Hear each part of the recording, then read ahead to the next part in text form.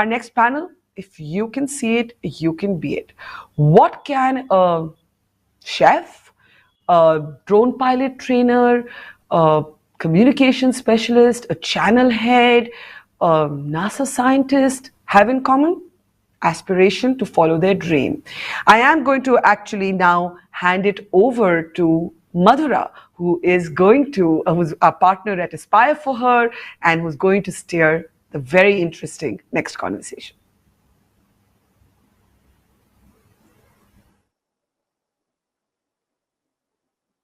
Hi, can we start? Thank you. Fantastic.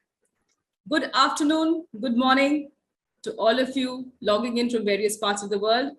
I am Madhura DasGupta Sinha, founder and CEO of Aspire for Her. Aspire for Her is a young startup which is going to turn 2 years old, which motivates women to enter and stay in the workforce. We want to add more than 1 million women to the workforce by 2025. And one of the tenets that we live by is if she can see it, she can be it. That's why we got such super inspired by the topic of this conversation. If you can see it, you can be it. I have the honor and the privilege to bring to you 4 fabulous women. And these fabulous 4 women are all going to be part of a story. This is an out-of-the-world story into our future. Let's take a minute to think about that story. Think of yourself on a holiday, sitting in Mars, watching your favorite Discovery television channel.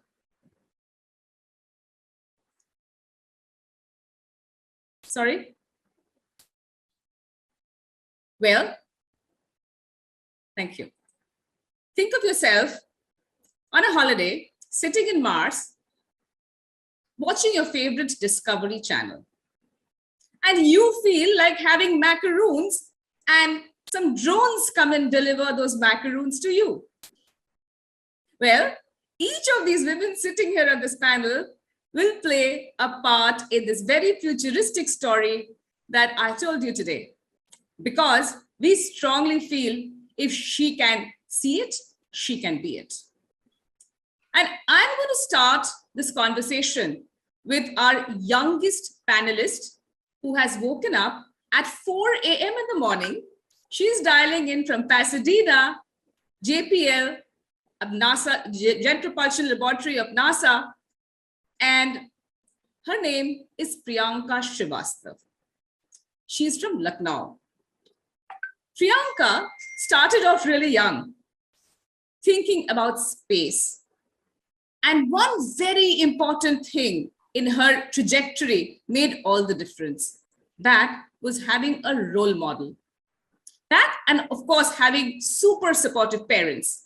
So Priyanka, my first question is to you. Tell us about what you do at NASA and tell us about this role model, and don't forget to talk about the art teacher as well. Absolutely. Thank you so much, Madhura, for that amazing introduction. And I would definitely love to have macaroons on Mars one day. That's like the ultimate goal over here. So I'm a spacecraft systems engineer at NASA's Jet Propulsion Laboratory. And over the past few years, I have been part of NASA's big flagship missions to Mars. I'm sure you all must have heard of the Mars Perseverance rover. And now I'm part of this next mission to Jupiter's moon called Europa. And all of these missions have this one single goal: to understand if there ever was or is a life beyond this planet Earth. So that is practically my day-to-day job. I help in making spacecrafts that would one day leave Earth in the quest of finding life or origins of life on places outside of Earth. And my role is similar to how you can define as someone who's trying to make these Lego toys out of small blocks you have so many small blocks and you have this idea of a toy in your mind, but you have to bring them all together to get the right toy for yourself. So in the similar way, it's my job to make sure that all of these small, tiny components and subsystems that make a spacecraft are well tested and integrated together before they're launched. And this is something that I always aspired and dreamed ever since I was little. And I remember being first amazed and mesmerized by a drawing that one of my art teachers drew on the blackboard in my second grade. And she drew a picture of an astronaut on the moon. And I was like, wait a second, people have reached on moon? I don't even know about that. So that kind of opened my senses that yes, we need to look beyond Earth. We need to look into space. And then after that, I started bickering. I started asking my mother a lot of questions about space. And then she started asking me, okay, what do you want to do? What do you aspire to do? Then she started giving me these books from Dr. APJ Abdul Kalam, our late president. And that kind of started giving me some more, real life insight into the whole space world. And all of this while, when I was trying to figure out my path into the space industry, my parents have been the biggest cheerleaders, my biggest supporters. They were basically the ones who kind of paved the way for me and my younger sister. And I'll say like they paved the way for my entire family. Like they set that example that any middle-class family can aspire to dream higher than they what really are right now. They can move forward with their lives. If they can see it, they can do it. So I feel like all the credit goes to my parents for enabling us to what we are right now. That's such a brilliant answer, Priyanka, and a big shout out to your parents. Huge respect for doing what they did. Priyanka from Lucknow dreamed to touch the skies, and yes, she did. The next person I'm going to talk to also had a very early start to her career and a very early introduction to her passion. Yes, I'm talking about Pooja Dhingra, Fortune 30 under 30, but she's best known for being the person who actually introduced macaroons to India. Yes, the same very delicious macaroons that we would have perhaps been having if we were not on this virtual meet. Pooja, tell us a little bit about your baby, Love 15. Growing up, how did you sort of started thinking building a patisserie, and how did you launch Love 15? Thanks, Madhura. Priyanka, was so inspiring to hear your story. For me, I grew up in Mumbai and I started baking when I was 6 years old. So it was just something that my aunt made me do. And I just thought that whole world of baking was so magical to see like regular ingredients turn into something so beautiful that spread so much joy. But I never thought it could be a career option, right? Because growing up in India, you didn't really have a lot of female chefs and you didn't think that could be a career. So I decided to do law when I was about 16, 17, and I went to law school for about 2 weeks and realized that wasn't for me. And I went to my parents and told them that I would love to be in hospitality, which then they told me that education is important. And if you want to do this, please go ahead and pursue it, but education is important. So I studied hospitality for 4 years. While being in hotels, entered the pastry kitchen. It was like a eureka moment for me. And I said, this is it. This is what I want to do with my life. And I moved to Paris. I went to culinary school there as a 21-year-old. Living in Paris was, one of the best years of my life. And I ate my first macaroon there. And it was like, it's a very romantic story and sounds very cliched, but it really was love at first bite. And I started asking myself questions like, why haven't I seen this in India? And why do, Indian pastries, like why do we only know what a cheesecake or a donut or a brownie is? Why doesn't anyone know what a macaroon is? So I made it my personal quest to kind of bring that back with me. And I was 22, 23 when I came back. And yeah, Love 15 turns 12 years old this month. So it's been quite an incredible journey of building this. And yeah, now my next dream is to take that macaroon to Mars. Looking forward to that. Amazing, amazing. We are all big fans of Love 15. And from the delicious, we now move to the audacious. Well, we moved to Varsha Kukreti, who's our third panelist, ex-Kargil, ex-squadron leader in the Air Force, Varsha Kukreti was born in Dehradun to an agricultural family, and she embraced the 4G life.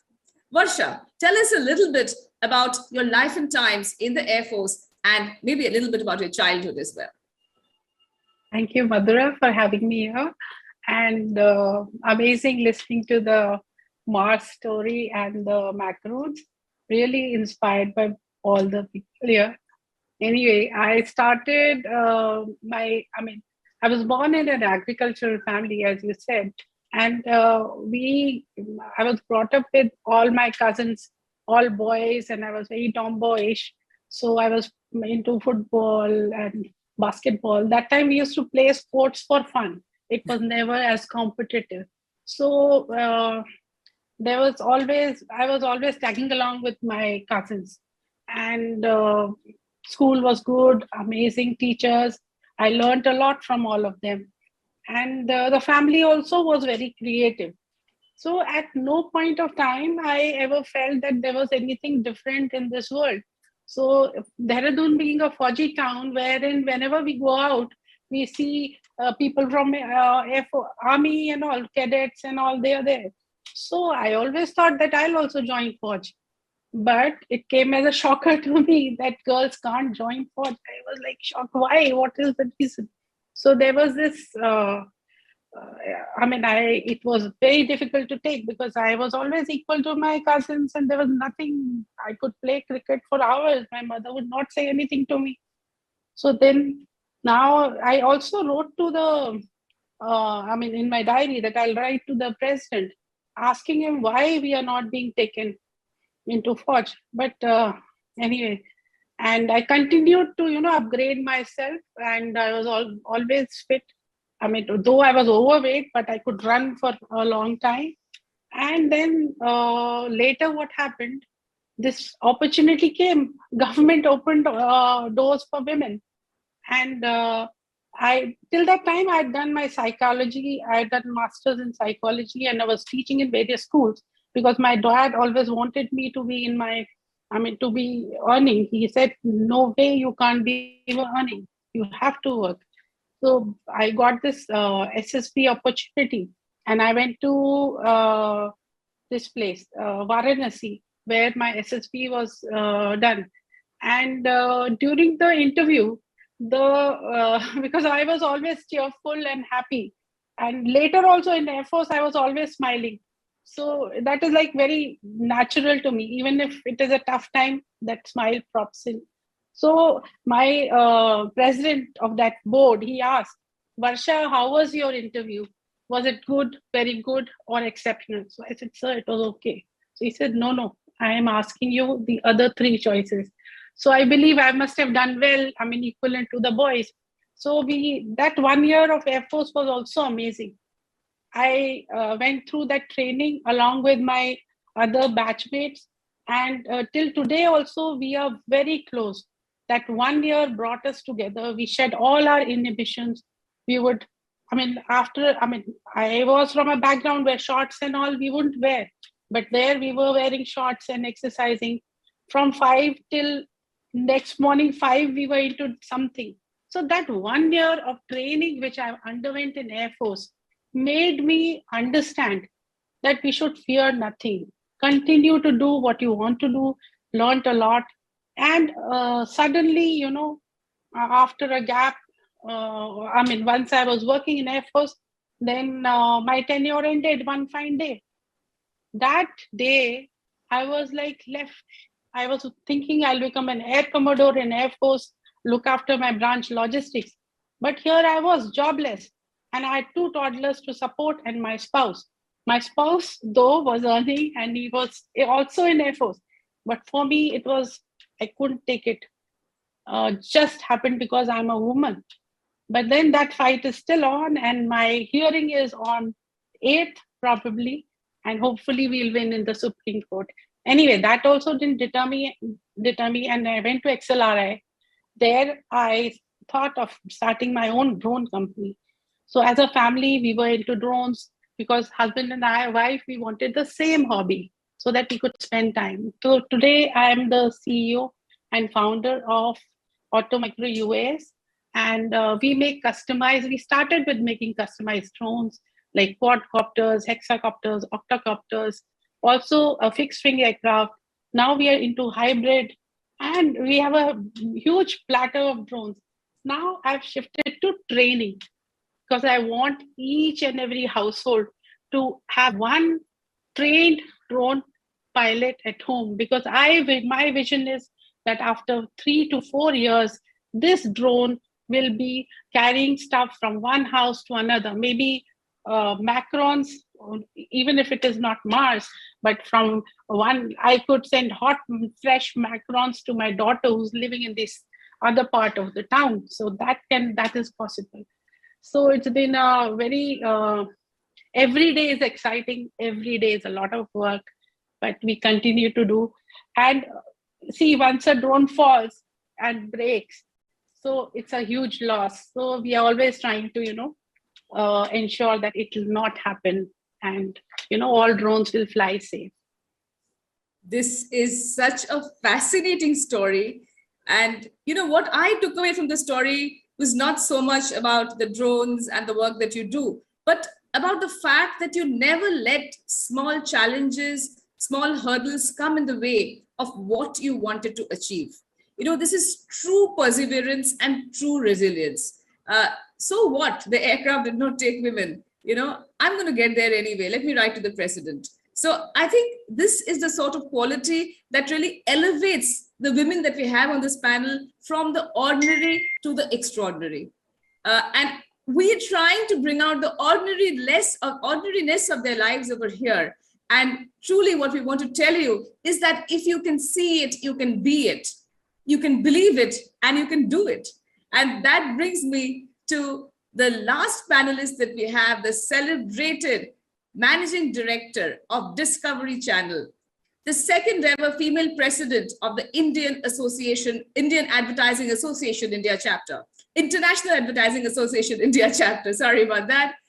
I want to wish her first a belated happy birthday.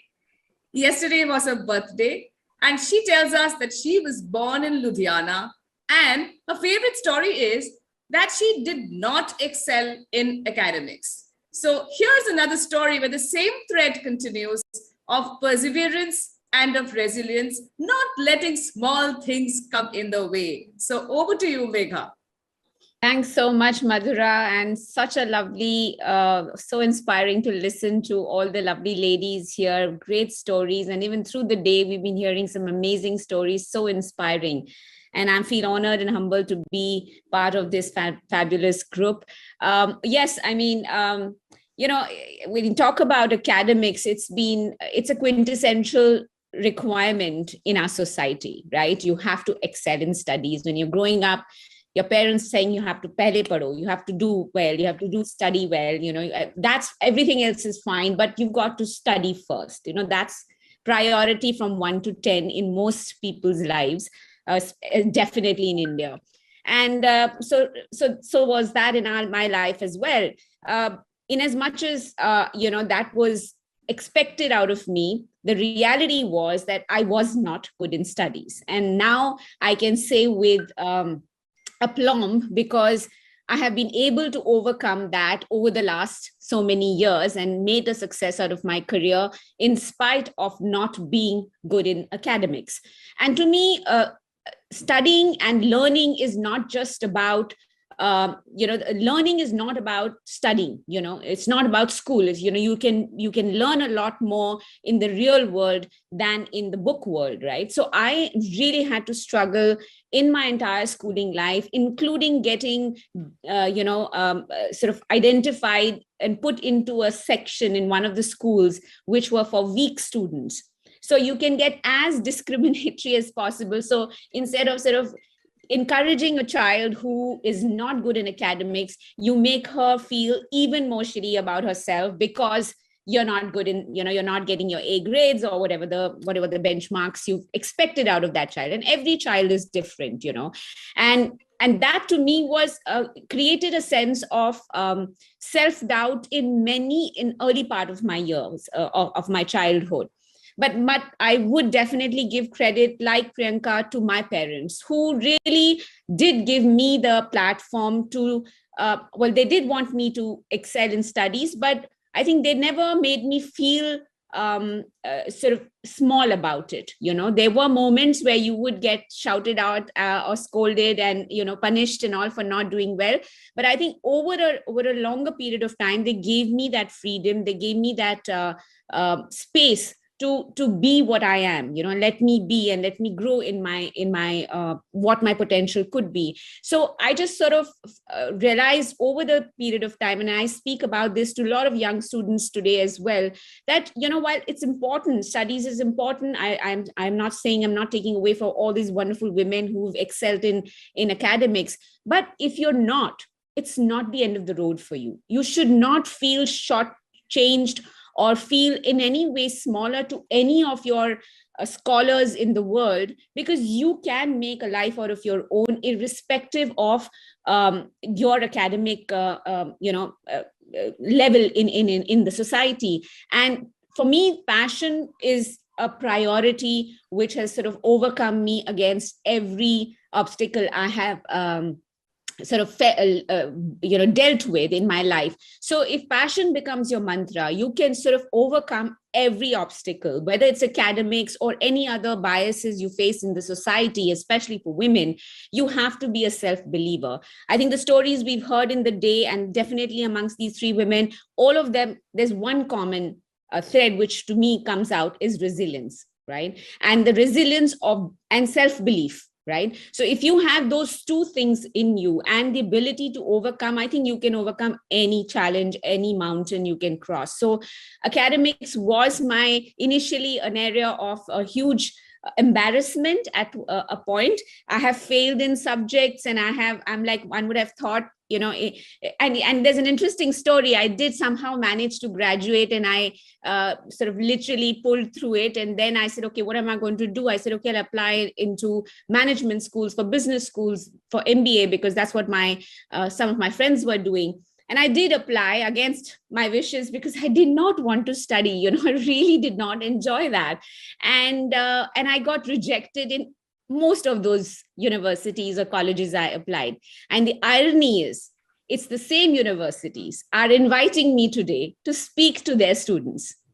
So all I want to say is that, that story says it all, right? Absolutely. Where I got rejected is where I get invited. Is so, like you said, if you see it, you can make it happen. So I think that to me is a great learning for me. And I do hope, young students, girls and boys who are not good in academics should not feel that, okay, it's the end of the world, because the world is your oyster. This is exactly what I meant. And, Megha is also a mentor at Aspire for Her. So we know each other quite well. And this is my favorite story of hers. And this is what I meant when I said that, we will bring out the ordinariness out of the extraordinary women sitting over here and tell you that if they could have done it, so can you. In fact, I just want to add there, Madhura, as they say, from becoming ordinary to extraordinary, you just need that little bit extra. Absolutely. So that's the extra all of us have in this session, which made us where we are today. And I really urge everybody out there to put that extra to become from ordinary to extraordinary. That is beautifully put, Megha. And Priyanka has a similar story, because she wanted to study aerospace engineering from age 6. And here she was trying to get into college, and our system did not allow her to study aerospace here. Yet she reached NASA. How did that happen, Priyanka? Oh yeah, that's a long story, but I think I resonated a lot with what Megha said. My story is kind of similar. I couldn't get into my favorite aerospace program, so I ended up taking electronics and communications engineering for my undergrad. But all this while, passion was my mantra. Passion kept me going, and it reminded me where I want to see myself down the line. So even when I got into the electronics program, I thought to myself that, okay, if not spacecrafts, maybe a small robot, maybe a small tiny miny robot that I can try my hands on, and let's see what happens down the future. And that's exactly what happened. I started building these smaller robots, and then I started getting feedback from my friends.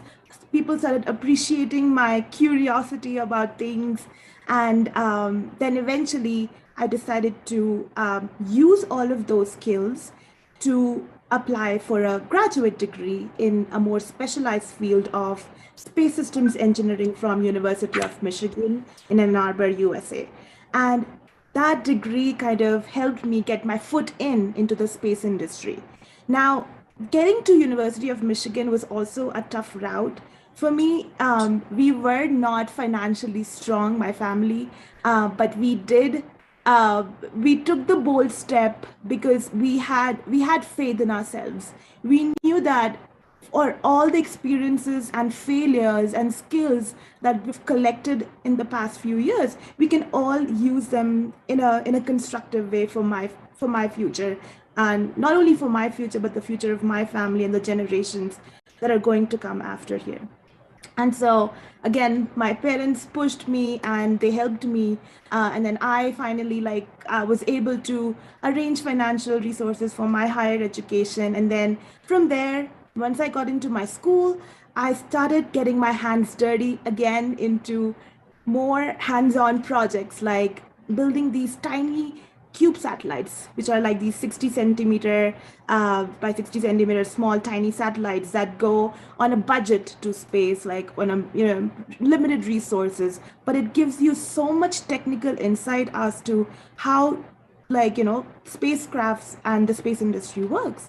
So all of these small experiences helped me build my profile, that eventually helped me get an internship at NASA JPL and finally a full-time position over there.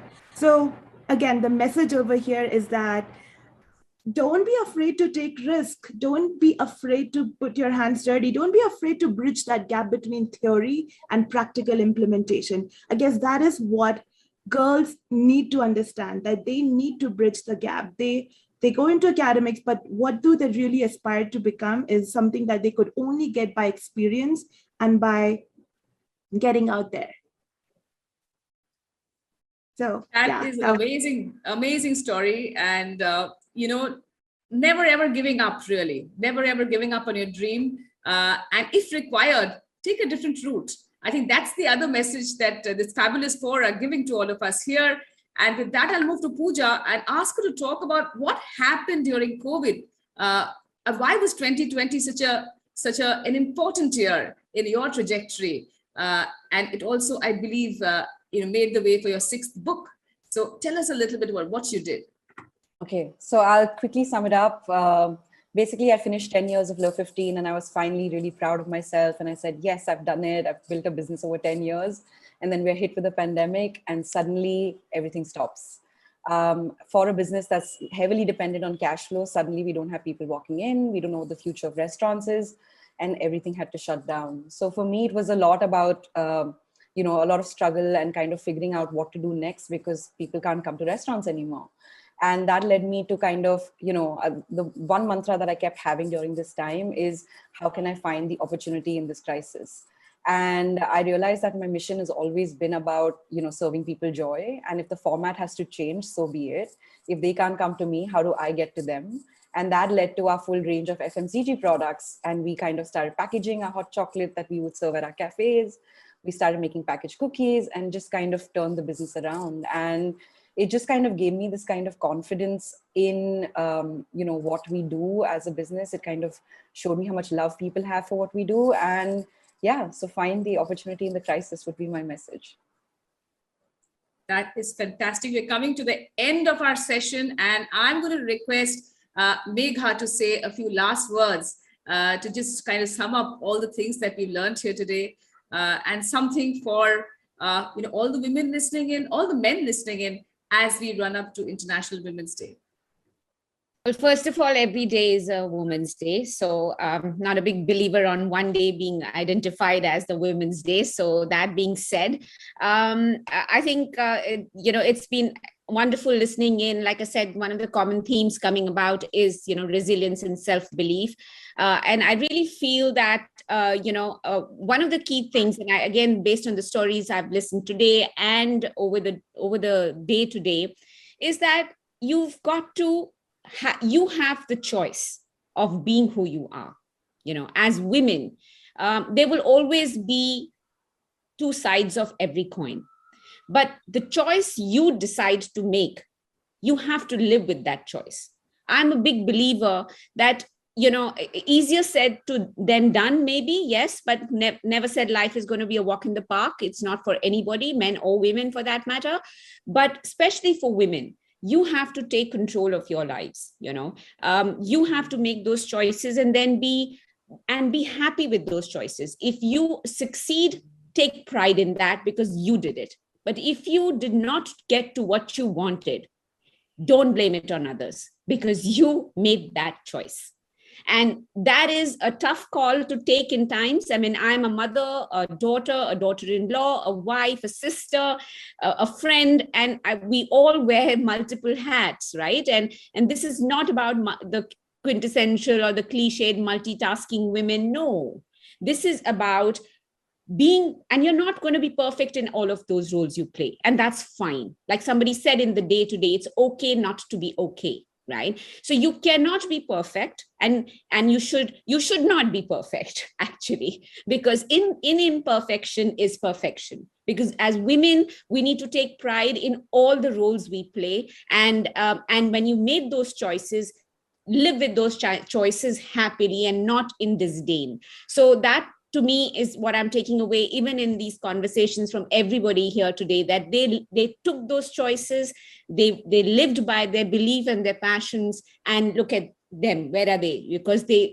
really believed in themselves. So I think I'll just sum up by saying, Madhura, that when you started this session, you said about, you played out the headline of the story. And I think that's fantastic, that we will have a situation not far away wherein a drone created by our dronacharya, should I say, the dronacharya will make a drone which will be, picking up those fabulous macaroons, going on to the Mars, and all of this will be covered by Discovery and shown to the world. So yeah, that should be the goal for the next few years. And let's continue aspiring for her. And remember, there's only one person to depend on, that's ourselves. Thank you so much for that message. Thank you. Madhura. Thank you, ladies. Thank you. Thank you. Thank you.